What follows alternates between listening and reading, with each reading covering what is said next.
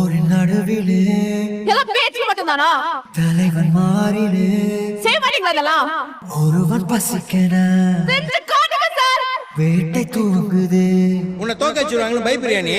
நரிகள் கூட்டமோ உன் மனசுல நம்பிக்கை இல்ல? வழியில் கிடக்குது. இங்க வாய் பண்றது நம்மளுக்கு எல்லாம் அவ்வளவு சீக்கிரம் கச்சிறது கிடையாது. குருதி ஆட்டமோ இது நம்ம ஆட்டம். காட்டில் நடக்குது. நீ ஏறி யார் ரகமில்ல, அது நம்ம காலம் பாத்துக்கலாம்.